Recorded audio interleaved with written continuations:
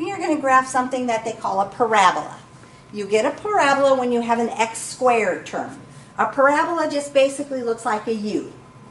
So what I'm going to do is I'm going to make a table, and for my parabola, I am going to always use these 5 points.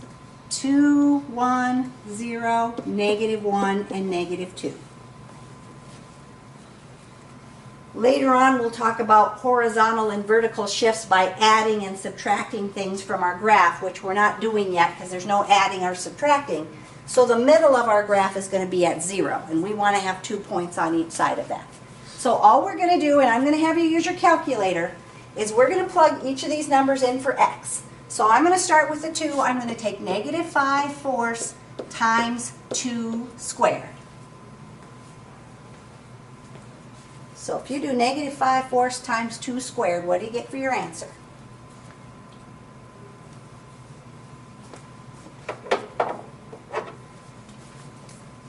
One and 1/4. You do? Oh, did I do the 2 square wrong, I think? I don't know. 5/4, and I went up here. -5 parentheses, 2 squared. 2, well, that's it? Oh, you got to do the squared. You didn't put the squared in. Okay. You did -5 times 2. 5/4. Oh, clear that out. Clear it out some more because you didn't put the negative in. Oh. So -5/4 parentheses, 2, close your parentheses, squared. X squared button. X, oh, right there. Equals -5. Well, I never used that button. Yeah, you should. So when I squared -2, or when I squared 2, it became 4. The 4's actually end up canceling each other out, and I ended up getting -5. Now we're going to do -5 times 1 squared.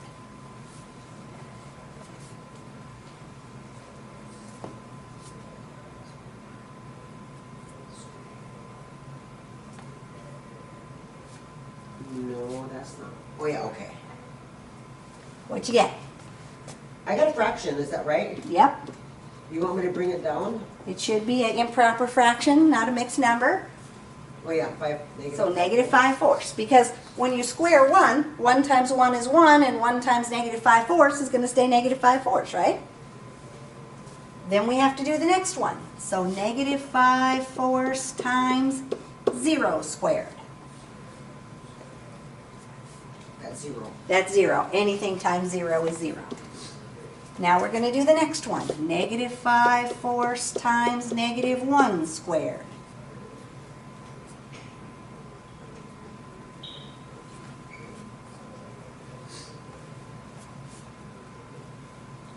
I got -5/4 again. That's good. You should. Because when you square a -1, it becomes +1. And 1 times -5/4 is still -5/4. -5/4 times -2 squared. -5. I get -5. Now look at your table. Notice what happened. Yep. Both when you had 2 and -2, you got the same answers. 1 and -1, you got the same answers. Because when you squared the negative, it became positive. So when I plot those points, the ones with the fractions, you have to use that plot point tool and type the ordered pair in. The other ones, you can use the plot point tool if you want, or you can use your pencil. We're going to just put them on there. 2 over, down 5. Now when I do 1 over and down -5/4, that's just a little bit under -1 because it's -1 and 1/4. So just estimate where that is. The computer will do that one. 0, 0. And then we had -1 and -5/4, which should line up across from your other dot. And then we have -2 and -5. So the ones with the fractions, we'll just estimate where they are, but the computer will do that. Then you're going to have a tool that when you click on it, it says graph. When you hit graph, it's going to connect the dots for you, and you're going to have what looks sort of like a U. It's flipped upside down because it was negative. If it's positive, your U will go the right way up. If it's negative, it's flipped upside down. So you hit the graph button, it'll connect your dots, and you'll have your parabola.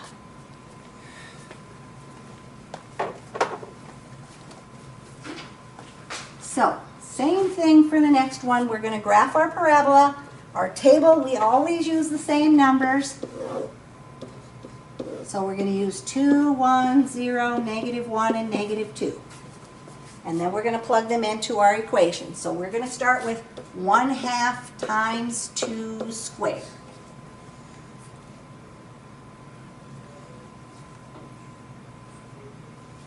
Two. Is 2. 2 squared is 4, and half of 4 is 2, so that's good. 1/2 times 1 squared.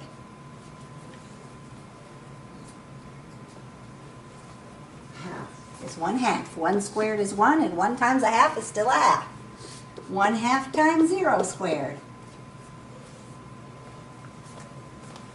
0. 0. Anything times 0 is 0. 1/2 times -1 squared.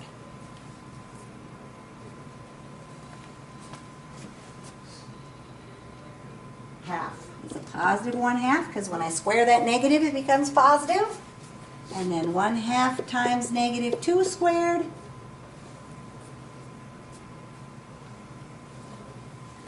Two. Positive 2. I was gonna say, why can't we just put the numbers and then on the bottom put negative? The lucky thing I didn't say. Because it happens when I square them, they become positive, right? So that these two should match up, these two should match up, and I got the 0 in the middle. So over 2 and up 2. Over 1 and up just a half. Then we've got 0, 0. And then we have back 1 and up a half. And back 2 and up 2. And so again, then you have to get those 5 dots on there. You hit the graphing button, and it's going to connect the dots for you. If I could draw, it would look something like a U.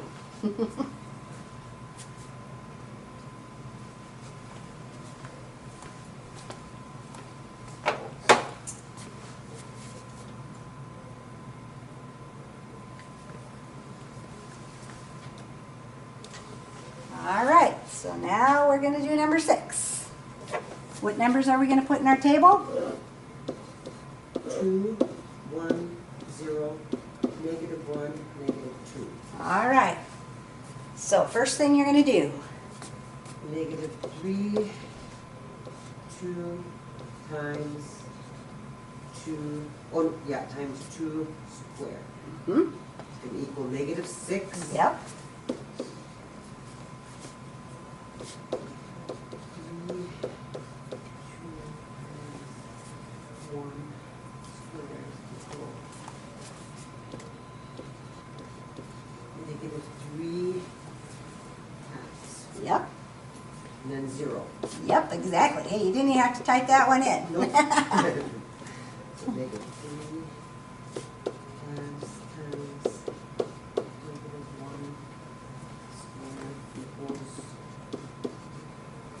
-3, 2. Mhm.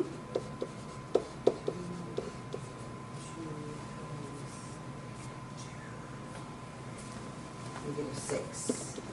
All right, so we got our 5 points. We got to plot those. So the first one is 2 over down 6. 2 over. The next one, 1 over and down 1.5. We'd have to let the computer do that, but we're going to just estimate 1.5 would be halfway in that second box. 0, 0 is right in the middle. Then -1 is down 1.5. And -2 is down 6. So that when I hit my graph button, it connects my dots. And it looks like an upside down U since my my coefficient was negative. And if you want to use the plot point tool for all 5 of them, you can. If you want to use it just for the fraction ones, you can do that. Whichever way it's easier for you to get your dots on there.